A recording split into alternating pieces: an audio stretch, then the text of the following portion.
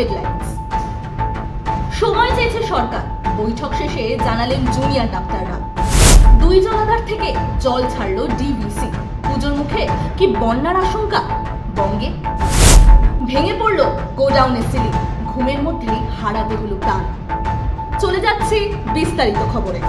সোমবার কালীঘাটে মুখ্যমন্ত্রী মমতা বন্দ্যোপাধ্যায়ের বাসভবনে 5 দফা দাবি নিয়ে বৈঠক করেন জুনিয়র ডাক্তাররা।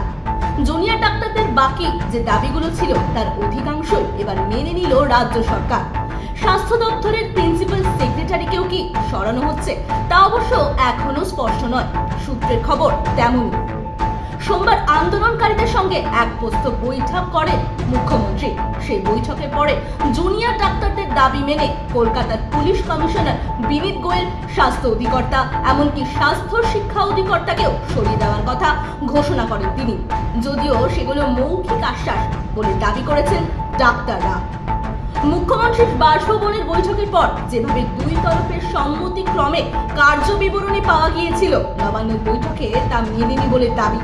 আপাতত অবস্থান বিক্ষোভ এবং ধর্ণা চালিয়ে যাবেন ডাক্তাররা। আবহাওয়ার পরিবর্তনের কারণে রাজ্যে লাগাতার বৃষ্টি হয়েছে বিগত কয়েকদিনে। তার জন্য বিভিন্ন জেলায় বন্যা পরিস্থিতিও তৈরি হচ্ছে। বৃহস্পতিবারও দামোদর উপত্যকায় বিভিন্ন বাঁধ এবং জলাধার থেকে জল ছাড়া শুরু হয়েছে। বৃহস্পতিবার ডিভিসির বিবৃতি জানাচ্ছে মাইথন এবং পাঞ্চেত থেকে মোট 80,000 কিউসেক জল ছাড়া হচ্ছে। ডিভিসি নতুন করে জল ছাড়ার ফলে দক্ষিণবঙ্গে হাওড়া এবং হুগলি জেলায় বন্যা পরিস্থিতির অবনতি হতে পারে বলে আশঙ্কা করা হচ্ছে। আবহাওয়ার পরিস্থিতির কারণে জলস্তর ক্রমাগত বাড়তে থাকায় মাইথন এবং পাঞ্চেত বাঁধের উপর চাপ বাড়ছে। তাই মাইথন থেকে 10,000 এবং পাঞ্চেত থেকে 70,000 কিউসেক জল ছাড়া হচ্ছে। বেশি মাত্রায় জল ছাড়া হলে দক্ষিণবঙ্গের একাধিক জায়গা প্লাবিত হওয়ার আশঙ্কা রয়েছে।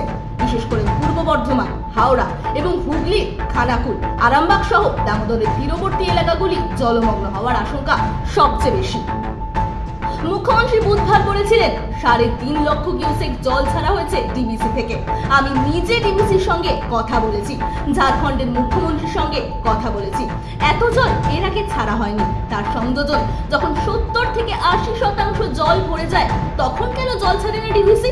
কেন্দ্রের ড্রেনেজ কেন করে না? নিজেদের রাজ্যগুলোকে বাঁচাচ্ছে আর সবটা বাংলার উপরে চাপিয়ে দেওয়া হচ্ছে। বাংলা আর কত বঞ্চনা সহ্য করবে? মুখ্যমন্ত্রীর অভিযোগ পরিকল্পিতভাবে বাংলাকে ডুবিয়েছে। হাওড়ার ঘুষুরিতে জিএন মুখার্জি রোডে ভেঙে পড়লো একটি ছাদ কাপড়ের গোডাউনের সিলিং। সেই সময় ভেতরে ঘুমোচ্ছিলেন বেশ কয়েকজন শ্রমিক। ঘুমের মধ্যে ওই সিলিং এসে পড়ে তাদের উপরে।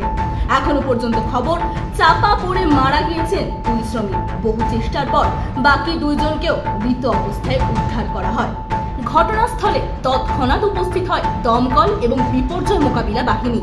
সিলিং এর উপর প্রচুর মালপত্র রাখা হয়েছিল। সেই মালের ভারী শেষ পর্যন্ত সিলিংটি ভেঙে পড়ে যায়। পুলিশ সূত্রে জানা যাচ্ছে গোডাউনের ভেতরে মোট 9 জন শ্রমিক ঘুমাচ্ছিলেন। ভোরবেলার দিকে সিলিংটি ভেঙে পড়ে, চাপা পড়ে যান সবাই। এর মধ্যে 5 জন কোনো ক্রমে বেরিয়ে আসতে পারলেও ভেতরে রয়ে যায় 4 জন। এদের উদ্ধার করে হাসপাতালে নিয়ে গেলে 2 জনকে মৃত বলে ঘোষণা করা হয়। বাকি 2 জনকে ধ্বংসস্তূপ সরিয়ে উদ্ধার করা হলে তাদেরও মৃত বলে পাওয়া যায়। এই মুহূর্তে চলছে উদ্ধার কার্য। ব্যুরো রিপোর্ট, আরবি নিউজ, কলকাতা।